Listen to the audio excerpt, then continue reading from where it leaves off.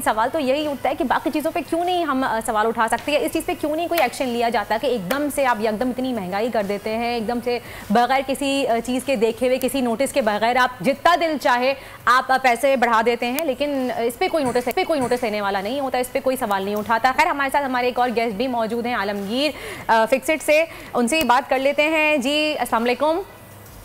जी वालेकुम सलाम। जी बताइए, गुज़िश्ता दिनों मुनहरफ अरकान के खिलाफ अदालती फैसला आ चुका है जिस पर पार्टी ने उन अरकान की रुकनीत भी मुअत्तल कर दी है, तो इस बारे में सबसे पहले बताइए कि आप क्या कहेंगे। देखिए बड़ा खुशाइद है जो हमारी डिमांड थी पहले दिन से कि इन लोगों को जो ज़मीर फरोख्त करते पैसों के एवज और ये आइन की खिलाफ वर्जी करते, इनके खिलाफ एक्शन होना चाहिए। और अगर ये पहले ये फैसले आ जाते तो ये नौबत ना आती जो आज मुल्क में एक अफरा तफरी की सूरत हाल है, चाहे वो वफाक हो चाहे वो सूबे हो। और बस मैं यही कहूँगा कि बहुत खुशाइन है, लेकिन justice delayed is justice denied. ये वक्त पे हो जाता तो इतना आईनी बुहरान ना होता मुल्क में और ना इस नैज पे ये मुल्क पहुँचता। आलमगीर साहब, जिस मुल्क में 22 लाख केसेस पेंडिंग हो वहाँ जस्टिस डिलेड जस्टिस डिनाइड की मिसाल बनती नहीं है, क्योंकि यहाँ पे कम से कम 10 साल तो लग जाते हैं इंसाफ लेने में, हमेशा ही डिले होता है, कभी टाइम पे इंसाफ यहाँ पे कुछ खुश नसीब है जिनको मिला।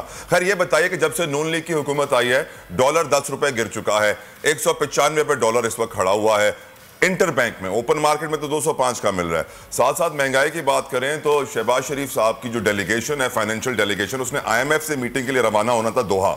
रवाना होने से पहले उन्होंने एक ऐलान कर दिया कि हम रेगुलेटरी ड्यूटी डबल करके अपना इंपोर्ट बिल $1 बिलियन से कम करेंगे, और उसके अंदर भाईजान गाड़ियों के पार्ट्स, टायर, मोबाइल फोन, आपका अल्लाह भला करे sir, steel products, ceramic products, ये सब 100% इनके ऊपर तकरीबन रेगुलेटरी ड्यूटियां बढ़ा दी गई हैं।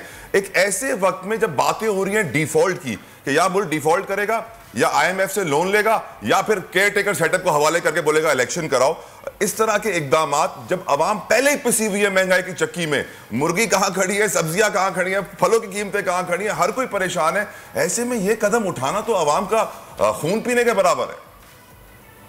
देखिए एक चीज तो ये अवाम को नजर आ रही है कि ये एक तो बड़े बड़े दावे थे, बड़े बड़े एहतजाज थे, 3.5 साल इन्होंने हमें बड़े जो है किस्से कहानियां पढ़ाई, और अब ये खुद आ गए उस इम्तिहान में। लिहाजा एक लोग देख रहे हैं कि करप्ट तो ये थे और नाअहली का भी सबूत दे रहे हैं।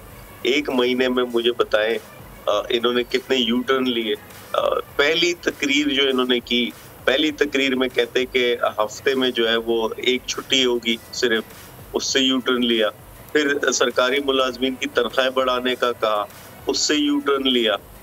तो ये सब चीजें कहना बहुत आसान है, लेकिन जब आप प्रैक्टिकली आते और फिर अभी IMF से जो बातचीत चल रही है उस पे इनका सारा जो है वो इंतजार है कि आगे इन्होंने क्या करना है। ये तो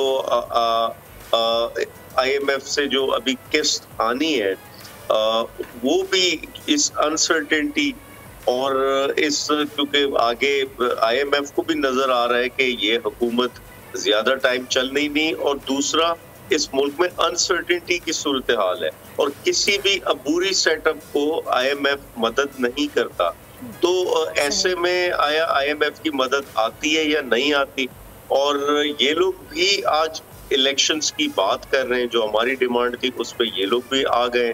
तो और फिर जो तेल की सूरत हाल है, जो समरी आई है कि वो 46 रुपए या समथिंग इतना बढ़ा दिया जाए, तो ये इनकी मजबूरी होगी बढ़ाना, और आवाम पे एक और बम गिरेगा इस सूरत में और महंगाई मजीद बढ़ेगी।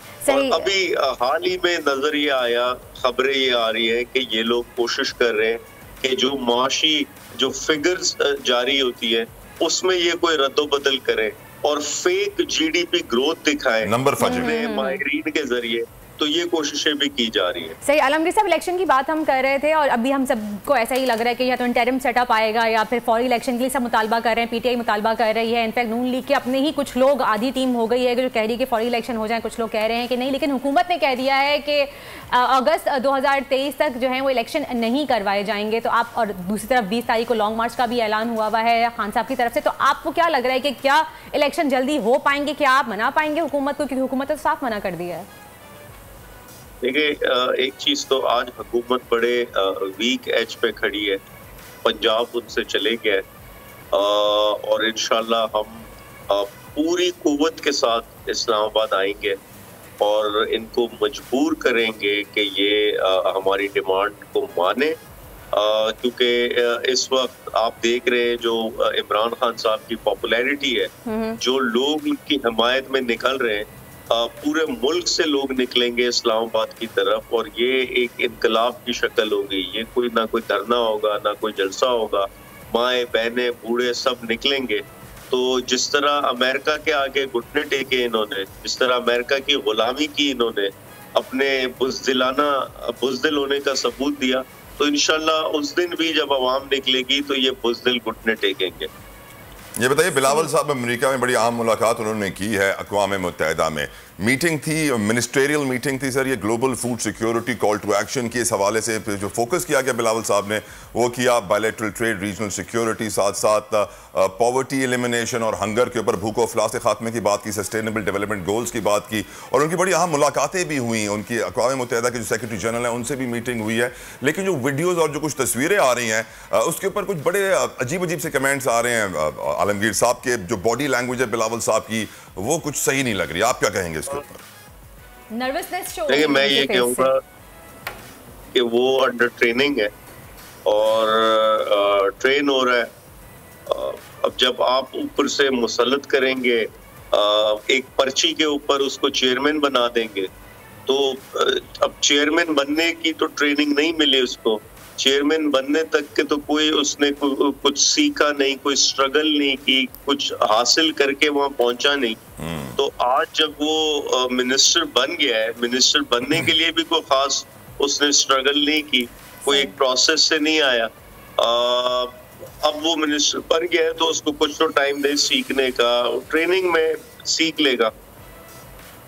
सही। बहुत बहुत शुक्रिया आलमगीर साहब आपका, थैंक यू सो मच, अपना कीमती वक्त दिया। लेकिन तलहा, ये बहुत बिल्कुल सही बात है कि बोलना जितना आसान है, जब करना उतना ही मुश्किल है। जब खुद पे गुजरती है तो आपको पता चलता है कि आप कितने पानी में हैं। यही बिलावल भुट्टो साहब जब यहाँ पे स्पीचेस करते थे, जलसे करते थे, तो जिस तरह से इनकी बॉडी लैंग्वेज, जिस तरह से ये बात करते थे कि सिलेक्टेड हुकूमत, ये सब चीज़ें, तो अब क्या सामने आ रहा है ये बात हम सब भी जान चुके हैं और आपने वीडियोस वगैरह में भी देखा भी होगा कि किस तरह से इनकी बॉडी लैंग्वेज थी, नर्वसनेस शो कर रहे थे, किस तरह से परेशान और नर्वसनेस का शिकार थे, ये साफ दिख रहा था। कहते हैं put your money where your mouth is, words are all you have to take my heart away. तो यहाँ पे सियासतदानों के पास सिर्फ अल्फाज की गोलाबारी होती है अवाम का दिल जीतने के लिए। क्योंकि आप देखें इस वक्त मुल्क के हालात क्या हैं, एक तरफ कीमतें बढ़ रही हैं, ड्यूटियां इंपोर्ट बढ़ रही हैं, IMF की तरफ हम जा रहे हैं कि भाई प्लीज हमें जल्दी से केस दे दो।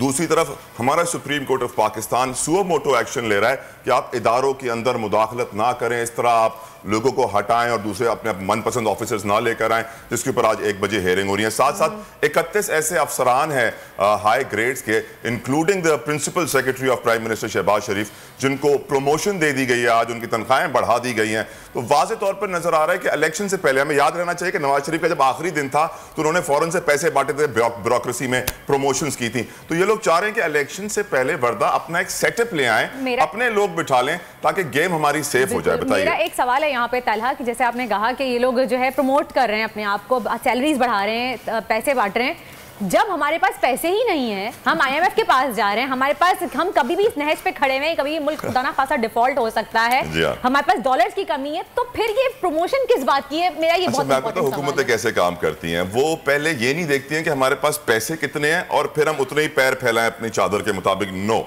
हुकूमत जब बजट बनाती है वर्दा तो पहले देखती है कि हमारे एक्सपेंसेस कितने हैं, अखराजात कितने हैं और हम फिर कहां से पैसे निकाल के लाएंगे उनको पूरा करने के लिए। चादर के टुकड़े टुकड़े लगा के चादर को बड़ी करेंगे ताकि हमारा काम चल जाए। IMF से जाके उधार मांगेंगे, हाथ फैलाएंगे। और मैं आपको बताऊं कि इस वक्त जो IMF की दोहा में मीटिंग हो रही है उसका रिजल्ट 25 इस महीने की तारीख में तक आ जाएगा और उसके बाद पिक्चर क्लियर होगी कि पेट्रोल 200-250 पे जा रहा है, बिजली तो आ नहीं रही है, जनरेटर महंगे हो रहे हैं, पेट्रोल महंगा हो रहा है। यानी there is no way of survival. जिंदा रहने के लिए कोई रास्ता नहीं छोड़ेंगे कि सब निकलेंगे बंद गली के ऊपर कि अब क्या करना है और फिर हम बोलेंगे ओ श्रीलंका में भी ऐसे ही हुआ था, हमने क्यों नहीं सबक सीखा। बिल्कुल, और इस हुकूमतें तो आते ही बिजली भी छीन लिया, पानी भी छीन ली, सब कुछ छीन लिया, बाकी बचा क्या है। खैर बहरहाल ये रोना तो चलता ही रहे क्योंकि इस हुकूमत ने आके वाकई अवाम को मजीद सुरा दिया। और तला आपने कहा था कि खून चूस रहे हैं, तो कह रही खून चूस नहीं रहे, ये लोग निचोड़ रहे हैं अवाम को कि एक कतरा भी खून ना बचे।